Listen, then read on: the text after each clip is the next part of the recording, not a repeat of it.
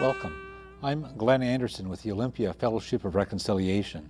This TV series explores a variety of issues that relate to peace, social justice, and nonviolent social change. This month, we'll explore the true costs of the U.S. war against Iraq. We'll look at the financial costs, the human costs, and several other kinds of costs.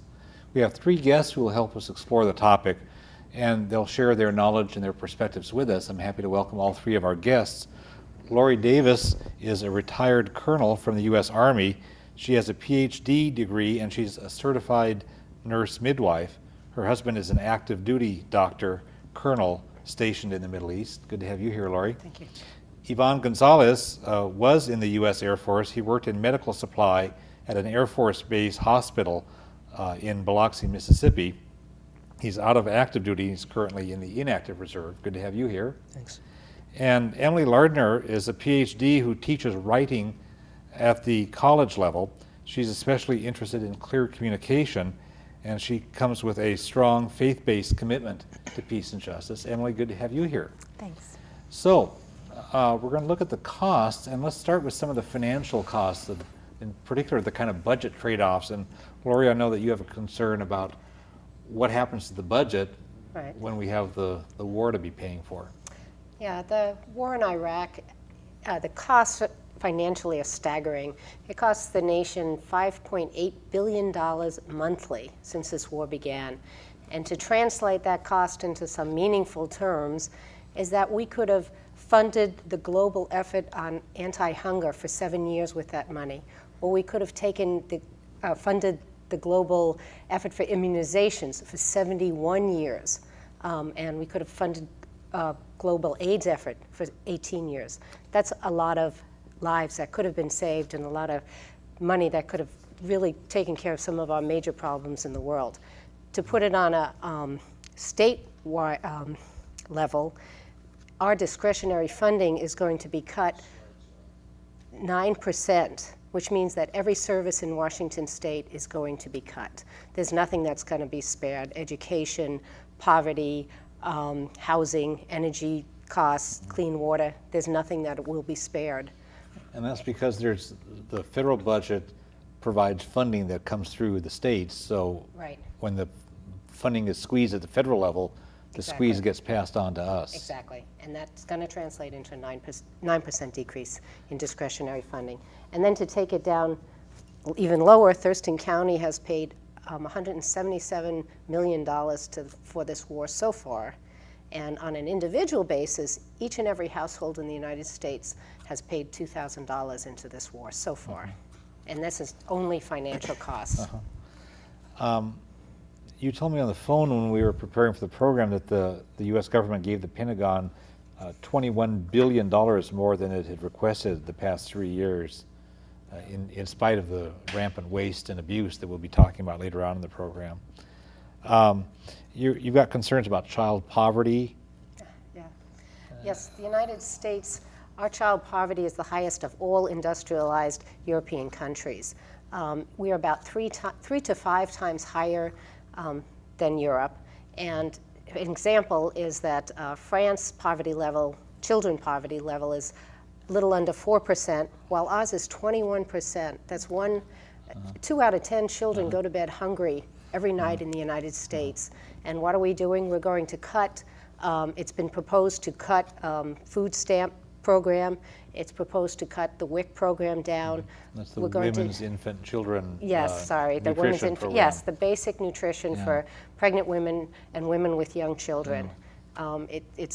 It's giving them the basic nutrition to make the brain cells grow and have healthy population. So we're going to be paying, those lower income people are going to be paying for this war for the rest of their lives with diminished brain cell capacity. Oh yeah, and we'll continue to pay.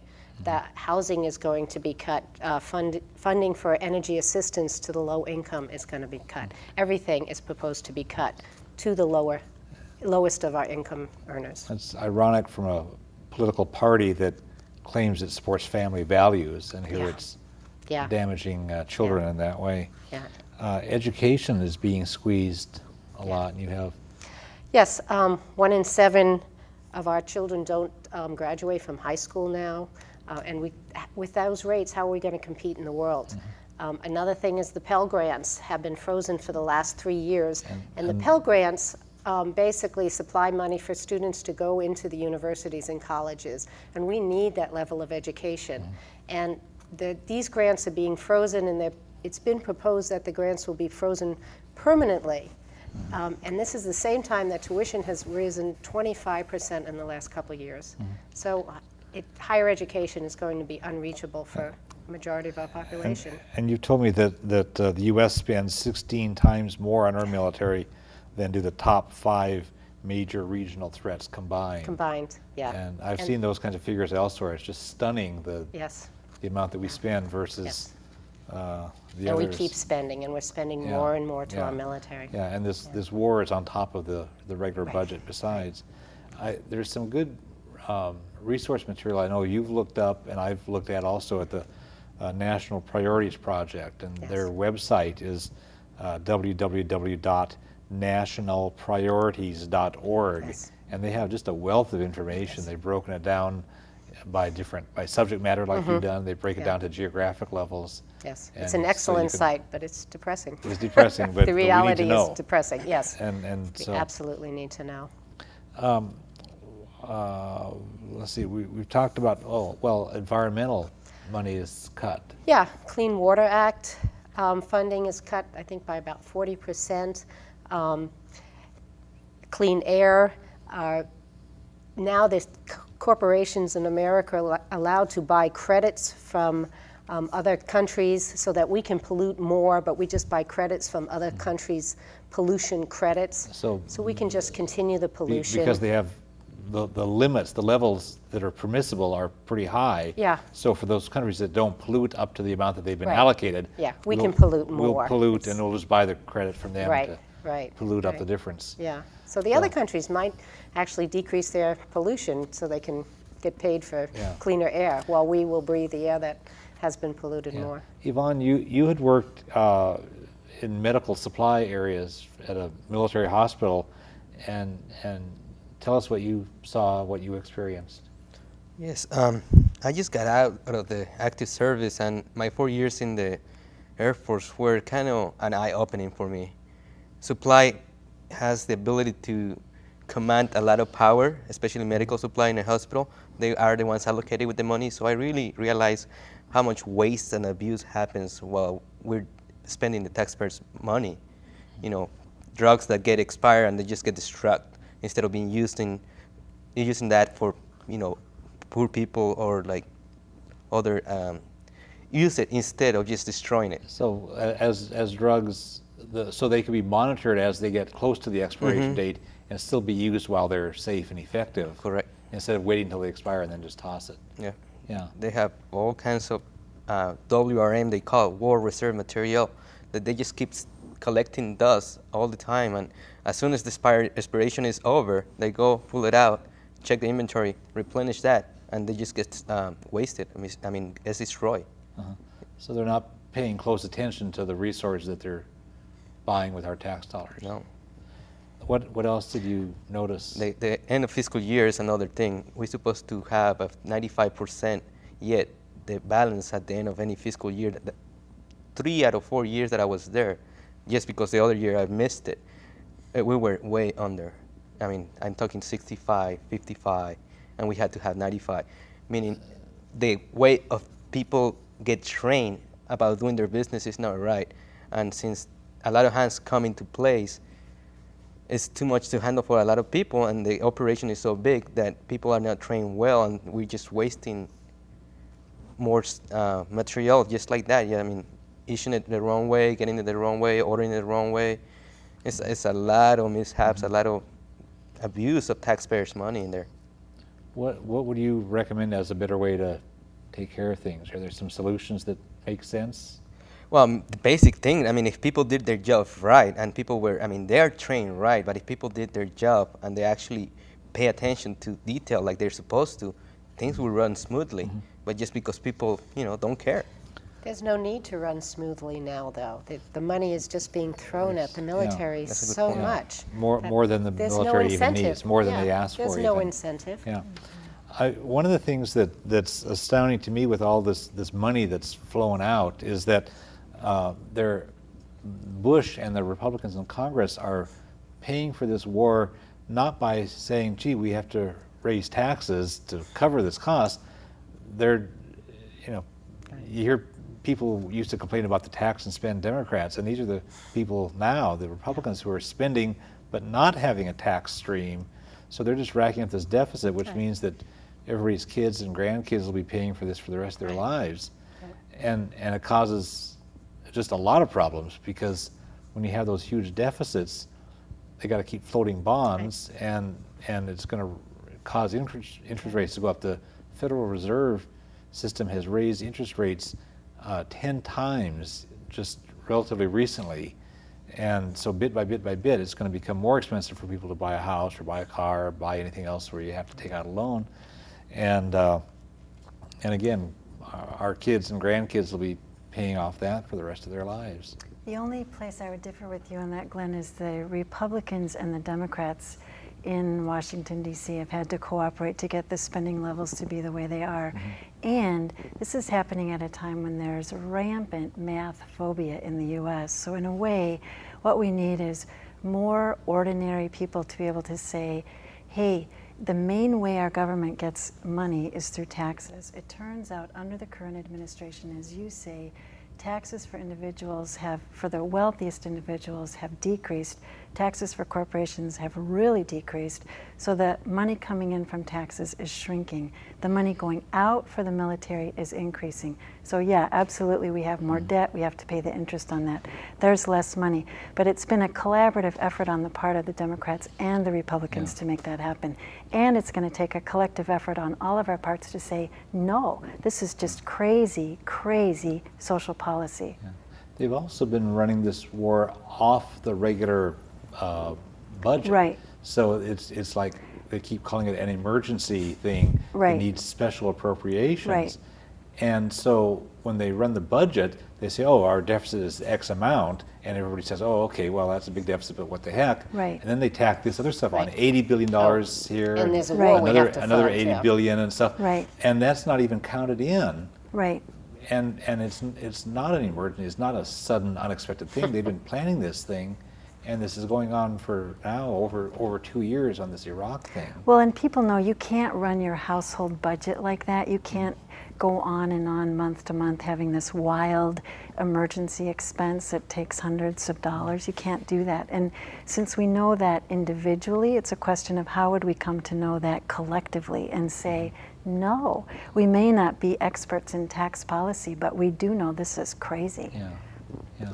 And also on that same subject, I mean, I was surprised to see at the end of the fiscal year how much people think about, in the military when I was in there, how much people think they get praised to spend all the money that is coming flying out of the sky, instead of saying, hey, we didn't use all the money today, this year, just cut it out and be praised because you were able to save some money. Right. They were penalized for not using all the money instead of being penalized for saving money.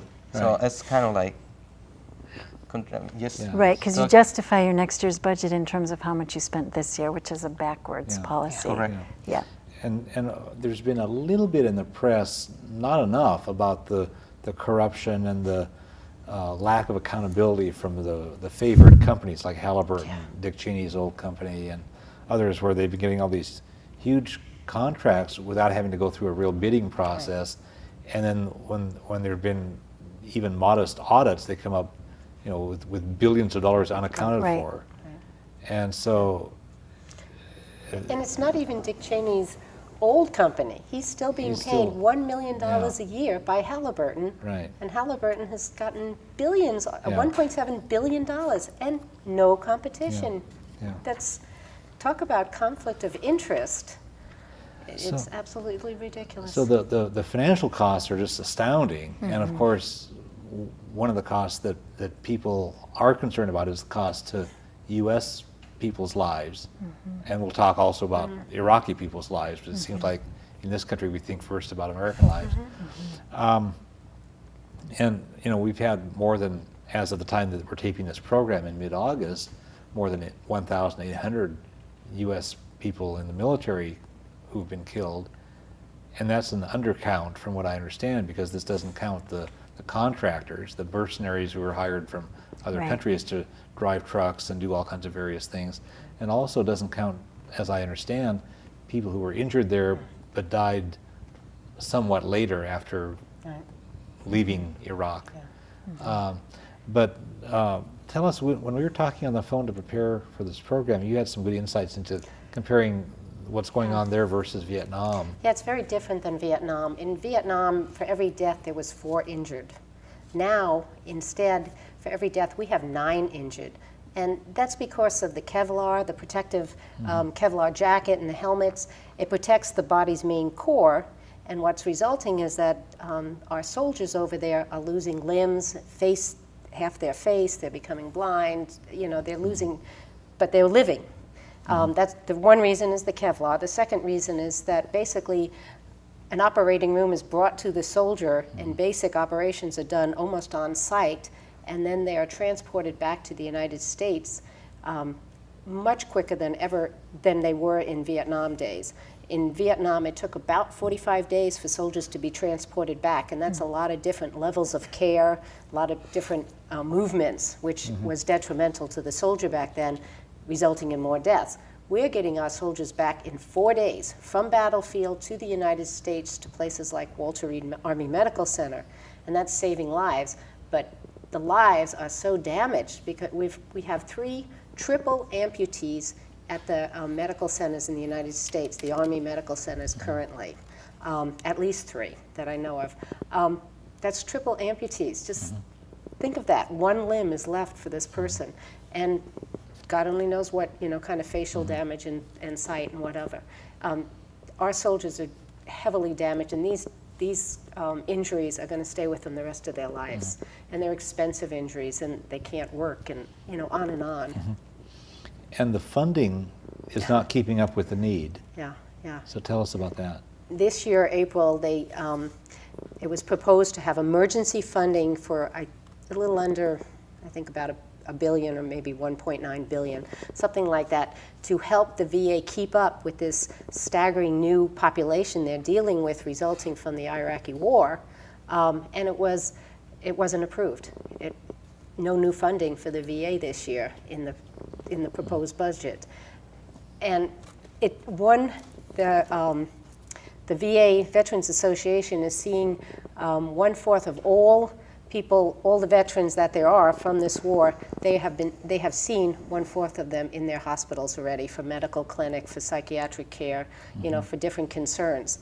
That's a huge increase in the amount of patients that they're used to seeing.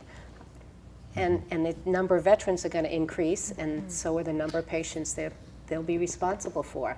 And they're supposed to do it with no additional funding. And you told me about the waiting list. Tell us about that. Currently, it takes about 6 months for compensation filing if they're injured to be filed, and actually they get their compensation claim in the system. And the average wait is 6 months, but it can take up to 2 years.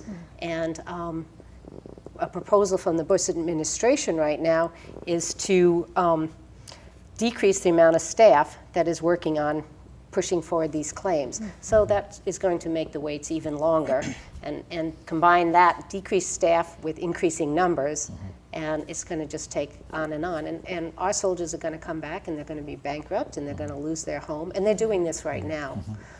Many of the reservists are going in and coming back, and their businesses have failed because they've been gone so long, and they're taking care of medical and mental problems. So it's one thing to have rhetoric that says support the troops and campaign on it, and it's another thing to actually provide the funding for the funding of the services that would actually do that. Well, there's roadside stands. I drove by 2 days ago, asking for contributions to support our troops. Do we have to bake cookies so our troops get medical care? Yeah, let alone the other needs that you mentioned earlier for PTSD, children's health and education and all the needs we had before else. the war started. There's the post-traumatic stress disorder was serious, has been serious in past wars, and it sounds like it's just really horrendous now with this. Yes, it doesn't go away with this war. It gets worse. And we don't have the facilities to take care of it. Mental health has been an issue in the United States for many, many years, and just the staggering new numbers of people requiring care, we can't keep up. Other thoughts about how does this strike you? How does this fit into the context of what we're talking about with costs of the war? I think it's astonishing, Laurie, when I hear you talk about the situation of veterans. I think I don't understand what our public leaders think we think about that, because it's so clear that the veterans are not going to be supported when they get home, only looking at that problem.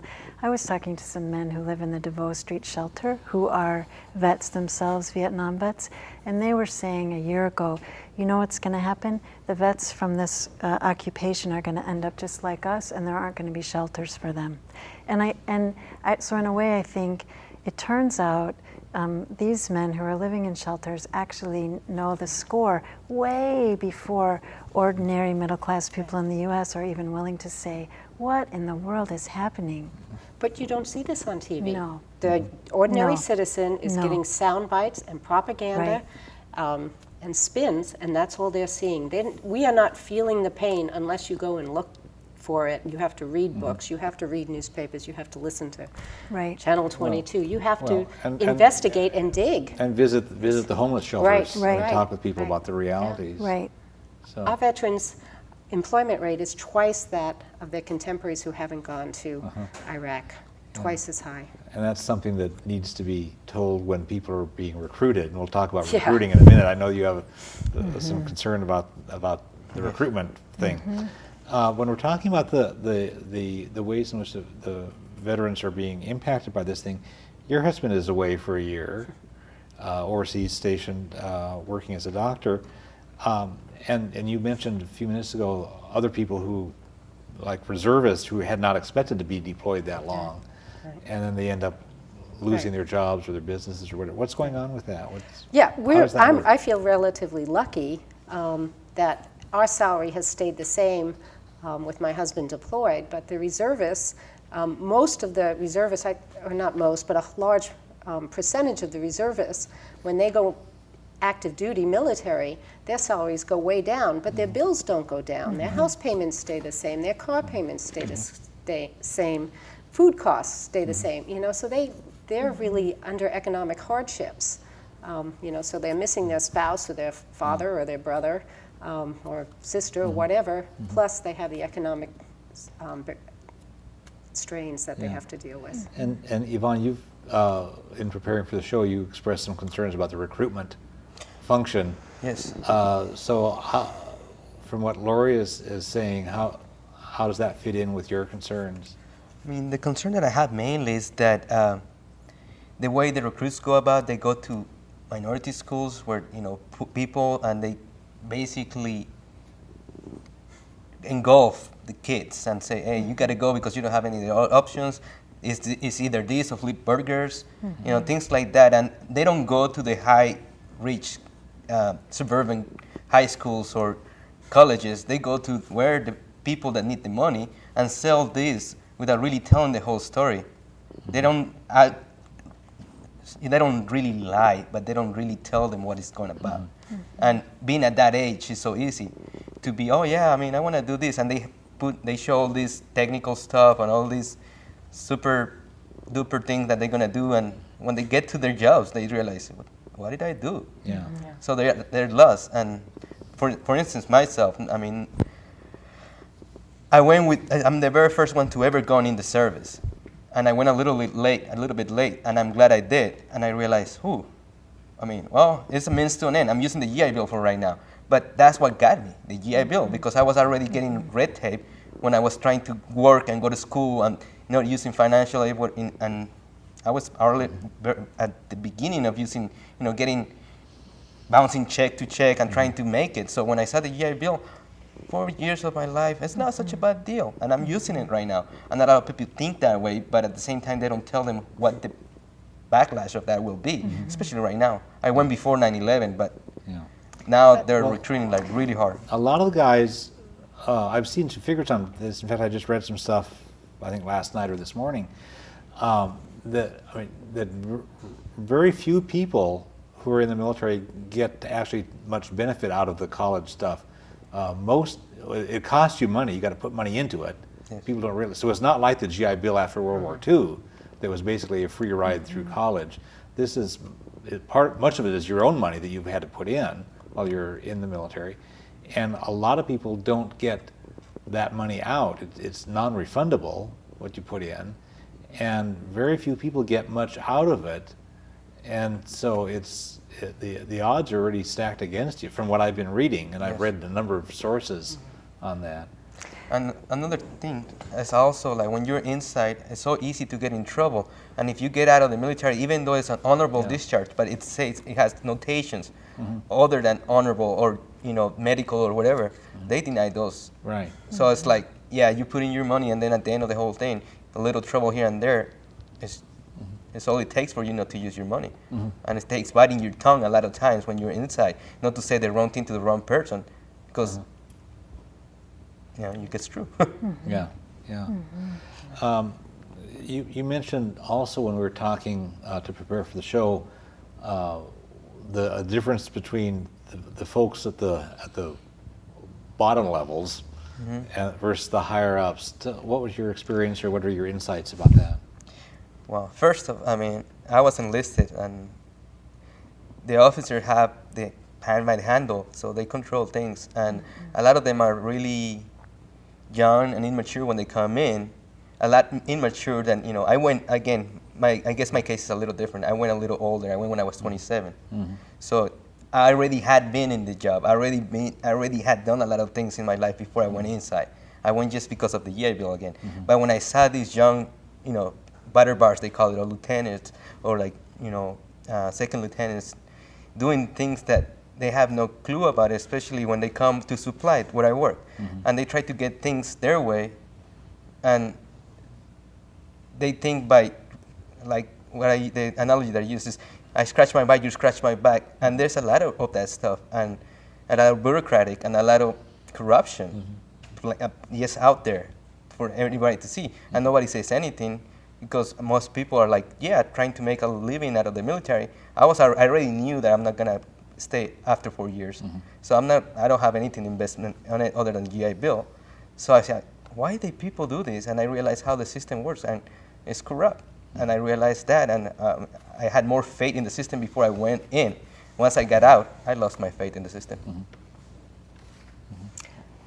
I spent 23 years in the healthcare branch of the military, and I wouldn't say it is corrupt. I would say we wasted money, but what mostly angers me about military recruitment now, though, is that we're taking away options to the lower levels of society, or lower economic levels of society, taking away all their options and making the military the only option almost. So they're getting channeled into Of that course, because you can't make it. You can't get the Pell Grants, you can't Yeah. get the other stuff. Yeah.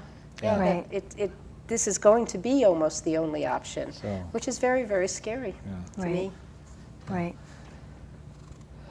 There's another cost to the war that doesn't get talked about, and there's a cost in the integrity and accountability of the government and the people who run the government to be accountable for the decisions they make.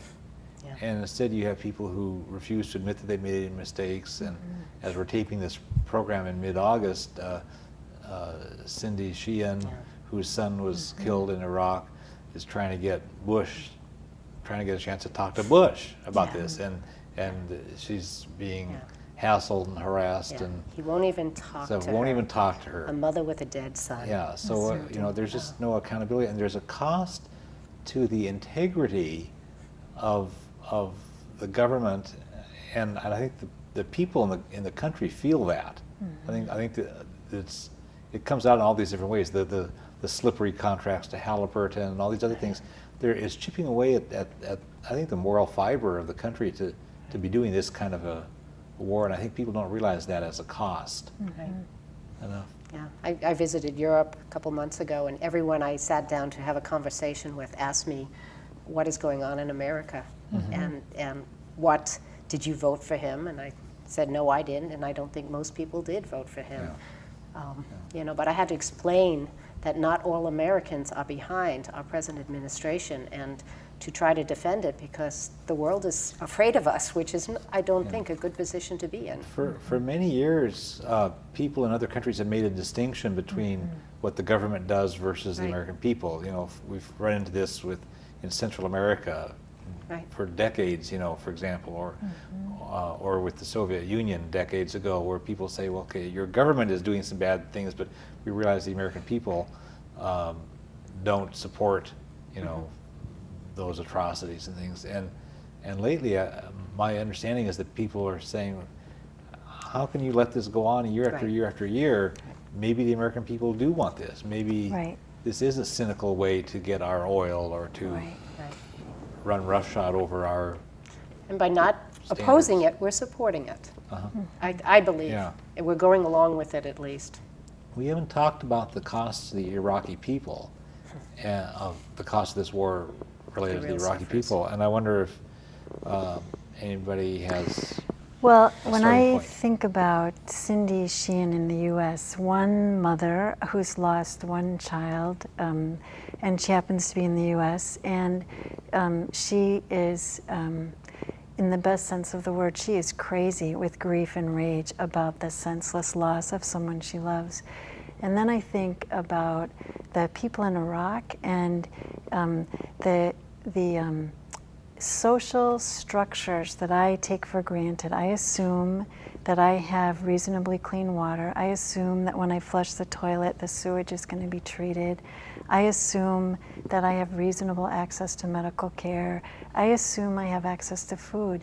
And when we learn that 90% of the sewage in Iraq goes right into the rivers, which means people are dying of diseases that we know are preventable, and I think if I were a mom in Iraq and I had no electricity and my kids were drinking water that had raw sewage in it and I had no medical care and I didn't have adequate food, I don't know what I would do. I don't know how I could begin to make a distinction between the U.S. government and the U.S. people, especially if I knew that many people in the U.S. had clean water and I didn't. Mm-hmm. So the cost to the people in Iraq of the from the 1991 invasion on through the sanctions into the current occupation and bombing is extraordinary and tremendous, and we can't even, I don't think, in most parts of the U.S. begin to imagine what it would be like to live under those material conditions. And it's persistent and it's bipartisan and it's deliberate. I mean, right. Documents have come out right. showing that at the time of the first Gulf War in 1991, the Pentagon was actually targeting electrical systems, water purification right. systems, hospitals, sewage treatments. We targeted schools. Hospitals. We right. actually targeted those in right. 1991 to hit, and then we refused to let them rebuild them. We refused to let them right. rebuild their sewage treatment plants and their water systems right. and so so then forth. we call it them, insurgents. yeah. We say, yeah. wow, violent people. Yeah. And I think, yeah. what in the world would yeah. what would I do yeah. if I was looking at the people I love slowly die of uranium poisoning, mm-hmm. of breast cancer, of bladder cancer, mm-hmm. of bone cancer, starving? Mm-hmm. What would I do? I'm not yeah. sure. Yeah. Well, and when we had targeted hospitals, and then during the decade when we wouldn't let them import glass to replace the windows of their hospitals. Right. Right. I mean, what kind of... Or and medicine. we put ourselves out as a nation that cares about right. human rights and freedom and liberty yeah. and democracy. As a Christian nation. And we, a Christian nation, looking down on other people. Yeah, we just don't act very Christ-like. And we won't let Christ-like. them, and we actually prohibited them from replacing the glass that we had destroyed Yeah. in their windows of their hospitals. But see, then here's where I have to move in my thinking. I think, all right, so we can rehearse these facts about the consequences of U.S. policy on the Iraqi people, but at some point we have to say as people in the U.S., no, right. I won't countenance this anymore. And we can march around all we want with signs that say we don't believe in this, but nothing is changing. It hasn't changed in 14 years, and we have sanctions on other countries like Cuba that have similar effects. Mm-hmm. This is our most acute and dramatic incidents of wreaking havoc on another society. So, Laurie, when we were talking earlier, your question was, what will it take for people to wake up?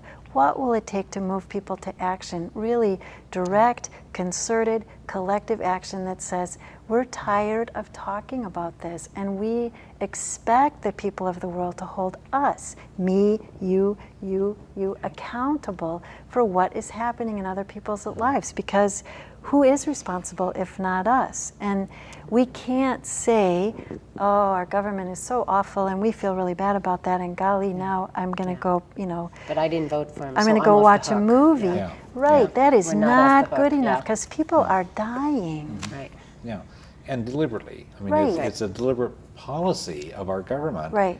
And if we believe in democracy, then even though we might not have voted for that government, we still have a Doesn't responsibility matter. to change It's our it one way or government. another. That's right. Is doing things in our name and is doing it with our tax dollars. Right. And Right. we still need to take responsibility Right. to do whatever it takes to Right. turn things around. And if we don't, it's not only our country that's in danger or Iraq, it's the world. It's the world world. domination will not, the world cannot survive our Right. attempts at world domination. Yeah. I don't believe we can survive yeah. this. Yeah, it's not a a sustainable world. policy. Yeah, Because the it's- rest of the world won't let us do Right, it. to Yeah. put it mildly. Yeah. Well, and if they don't have the weapons that we have, they'll find ways that they can. Right. Maybe they can get back at us Like with something airplanes or something in a toxins, suitcase yeah. or whatever. Yeah, And that so will happen. we look at this at like terrorism as those bad people, but what they're doing is they're using the means that they have at their disposal to Right. get back at us when we have this gross disproportionate And it amount of isn't we have even, thousands of even nuclear the weapons, and that language, doesn't protect us. even the language of get back at us, I think, again, if I were in Iraq and I was holding my son while he died, and I knew that the means to save his life were available, except not to me, because millions of people in the U.S. were too busy, Right. going to their jobs and going out to dinner Having and a life. watching movies. I don't know what I would do. And so when people don't listen, when we don't listen, you have to find a way to be heard. And I don't, it's easy to say from my perspective as a middle class person in the US, I don't really countenance violence. That's a pretty easy position to take. Right.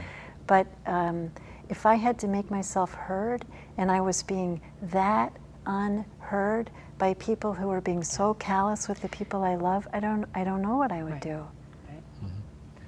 Yeah, Egyptian President Mubarak came out and commented on that what we have created in Iraq has caused so much hatred in the Arab world that has led to the creation of 100 Osama bin Ladens, if not 1,000 by now.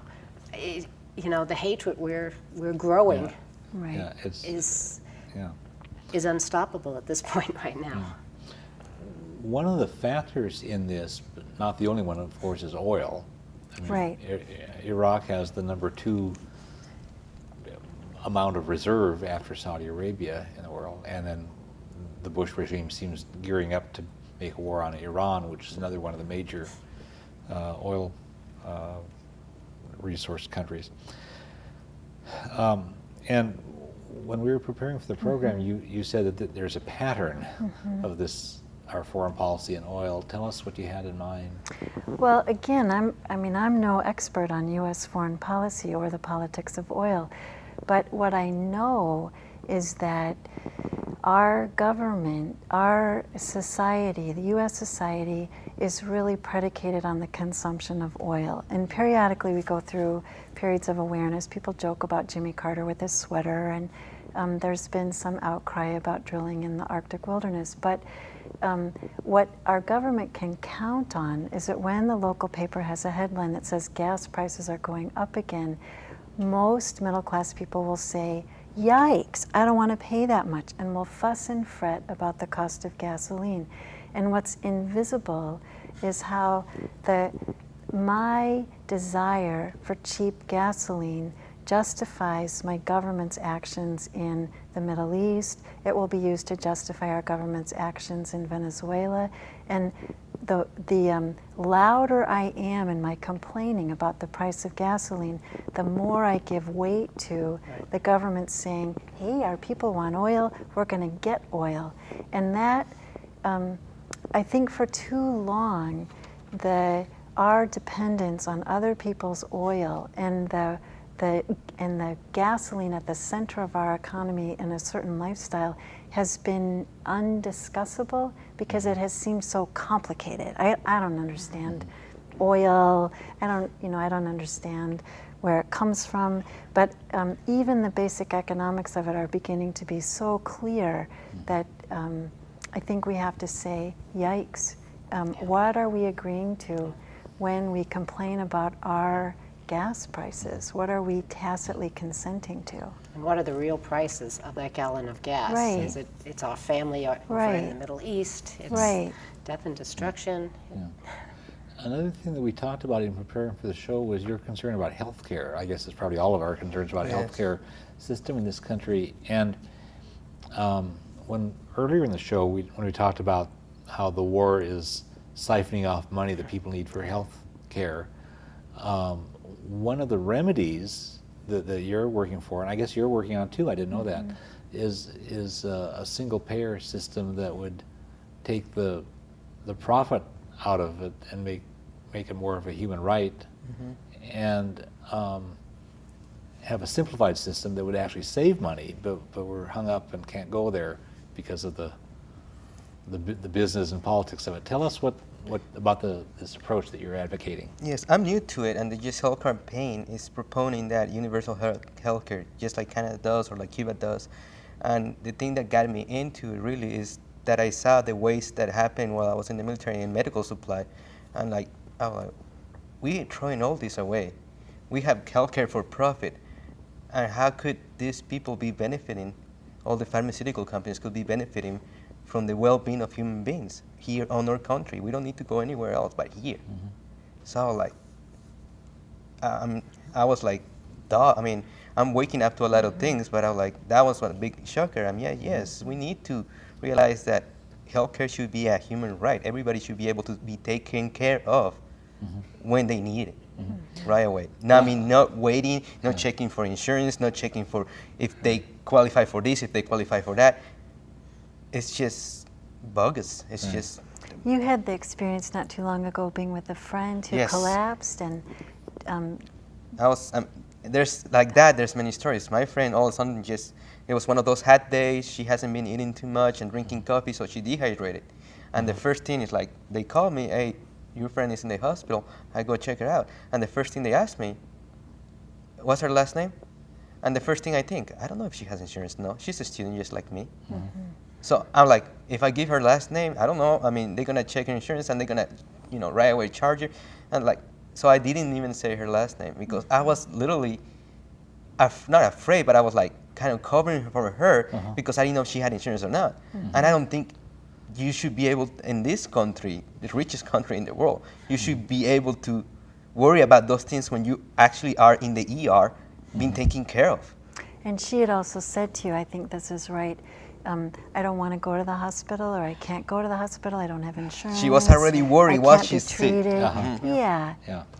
What kind of, I mean, that is just, it's awful. It's just not right. And the funny thing is that the United States spends more per capita on healthcare than any other country. Of course. But our system is so inefficient because it's based on profit, and it runs through all these redundant insurance companies, and there's so much money chewed up in the redundancy of the paperwork processing and high cost for advertising and corporate executive salaries. Pharmaceutical company is the top earner. Yeah, well, all that stuff. I think that's what's so appealing about the Labor Party's Just Healthcare campaign, because again, this question of universal healthcare, health insurance, that is complicated. I don't get it. I don't understand it. I'm just an ordinary person. And so starting from the place of saying, should it be a universal human right? Other countries manage to pull it off.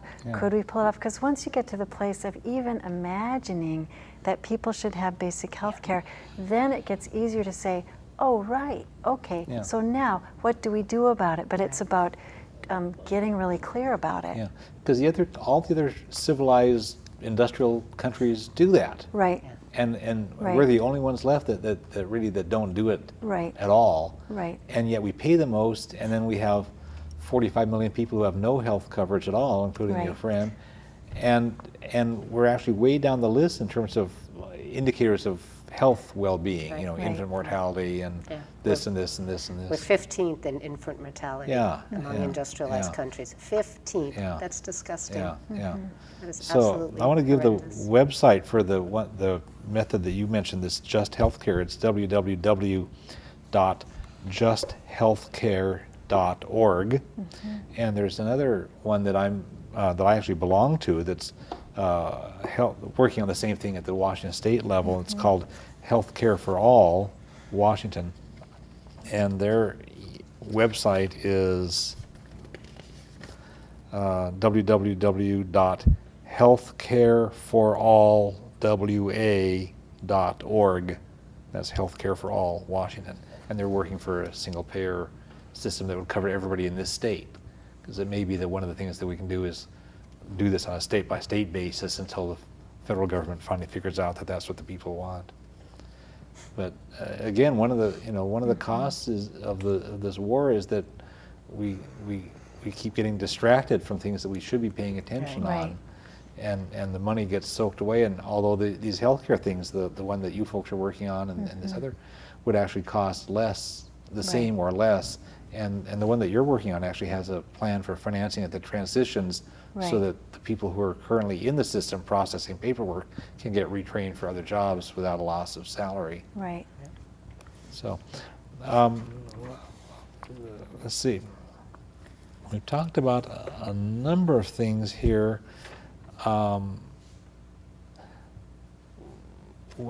There's this notion of quagmire. We're starting to run down toward the end of the hour, Yeah.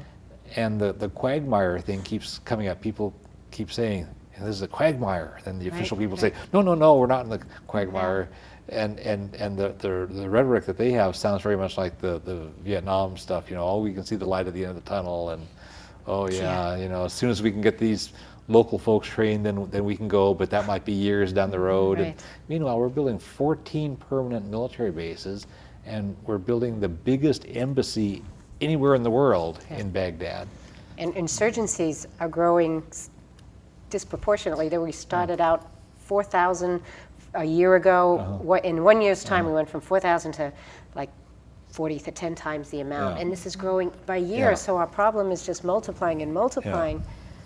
It is a quagmire. Yeah. That's the best definition I can think of. So help us think. Does anybody have any thinking about what we should be doing? We know we Quagmires. shouldn't be doing. What are there some recommendations, or what's your analysis of this? I think one of the hardest things about coming to understand how these things that we've been talking about are connected to each other is the more we know, at least in my experience, the more I'm tempted by despair, because I think I don't have a clue how to solve all this as I understand how things are connected.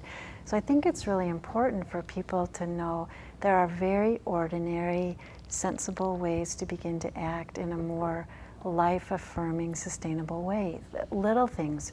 If you're not already at the food co-op, which privileges local food, less transportation, less consumption of oil, healthy farmland, then shop at the food co-op. If you don't already use the bus, use the bus. If you don't already try to ratchet down a materialistic lifestyle, then ratchet it down. So there are some ordinary, gentle practices people can use in order to say, it's okay to wake up to understanding how we're implicated in this.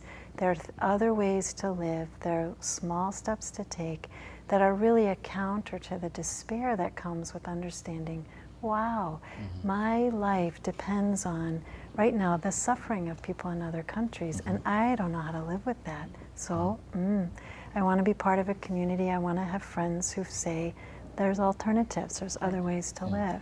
One other thing is to make sure that the government doesn't do the same mistake in Iran Right. that they're already doing in Iraq, and they're laying the Or groundwork. Venezuela, and they're doing the Venezuela same is thing another with one. Venezuela. And because the propaganda is out there, Right. and like they complain about Iran and nuclear weapons, Right. Iran is actually in compliance with the Non-Proliferation Treaty. Right. The United States has been out of compliance for Right. decades on a bipartisan basis. No matter who's in the White House, no matter who runs Congress, the United States has been out of compliance with the Non-Proliferation Treaty for decades. Right. But the government is that's counting not in the on press. us not to notice. And Yeah. it's counting on us when push comes to shove, us being middle class people, to act in our own interest and not in the interest of other people. They're counting on us to put a certain materialistic lifestyle ahead of people's lives in other countries. And they're counting on us to only listen to the news, the Yeah. propaganda out there, Yeah. and not go beyond it. Yeah. Also, one thing is like we have the tendency, at least personally, I had the tendency to wash my hands. I'm just one person. What can I do about all this? It's right in front of us. We can see it. We don't need to be experts about it. But if we just begin to organize, like Emily was talking, at the personal level and at the community level, to start looking at other interests and see other people's interests, see them as yours, and actually act upon those things, and start teaching each other what we know. Right. Yeah, and we have 2 peace vigils in this town every week. There's Wednesday noon hour in Sylvester Park, right at the corner of Legion and Capitol Way, and another one on Friday, 4:30 to 5:30, or 4:30 to 6, as long as daylight savings time holds out. At the south end of Percival Landing, right at the corner of 4th and Water, in then Women in Black on 4th Avenue across from the Oyster House from 5 to 6 on Fridays. So, And there are these action/study groups that started to form in July at the event called Bringing It Home, Organizing Local Resistance to the Occupation in Iraq. That group met again in August, or is meeting at the time of this taping, and those groups will be moving forward throughout the fall on various local campaigns to, as you were saying, Yvonne, educate each other, organize locally to say, no, we're very serious about this. There's many, many groups in Olympia that you can join, so many groups, and get, I think you have to get active I have to be active just to keep my sanity. Yeah. Because to stop me from going into despair. Yeah. And there's Code Pink is another excellent group, and Veterans for Peace is another excellent group. There's so many groups, you can't name them in Right. one program, Right. but they're out there, and Right. we just need to get involved and stop this. yeah. And have to and stop we need this. to, one of the things is for us to take the initiative, and rather than just react and react and react, but Right. to put it out there Right. that says Bush actually did lie to us. He lied to Congress, lied to the United Nations. He's violating international law. Those are impeachable offenses, yes. and he needs to be held accountable. And we need to hold our Congress people accountable, because we have people from this state who are pretty wobbly on some of these issues. They're not consistently standing up for peace, and we need to hold all We those people really accountable. need to support our troops, and that's by impeaching Bush, I think. Well, and I have this vision that we will, by the time of the holidays in December, we will have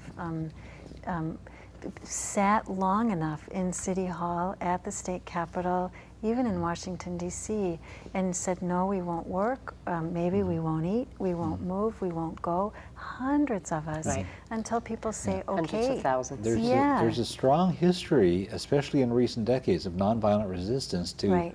to unjust Yeah. governmental policies and we can do dictatorial this. governments, and we need to really study up on that and practice it. Right. We're just about out of time, but we'd be happy to take just a quick closing comment from each of you, the three of you, in any sequence that you may want. But it'd be nice to have a closing comment from each of you, and then we'll wrap this up. Just plead with everybody to get involved, because if you're not part of the solution, you're going to be part of the problem. We've heard that, and it's true. Get involved, do something, save our country and our world. Okay. Basically the same thing. I mean, stop washing your hands thinking you just one lonesome person that can't do nothing. If you start cooperating and teaching each other, we can do a lot of things. We can change this. There's no way why we can. We could begin by just sitting in City Hall and sitting there for a week and saying, no, we don't want our city or our county involved in this. Great. Well, thanks to Laurie and Thank you. Yvonne and Emily, and thanks to all the folks who've been watching. For information about a variety of activities that relate to peace and social justice and nonviolence, you can contact the Olympia Fellowship of Reconciliation. If you have an interest in any of the other organizations that we've talked about, or any of the other issues or movements or activities, we can refer you on to those. You can contact the Olympia Fellowship of Reconciliation at area code 360-491-9093. You can visit our website at www.olyfor.org. We're all one human family, and we all share this one planet. We can make a better world, but we all have to do our part, and the world needs what you have to offer. Thanks for doing as much as you can.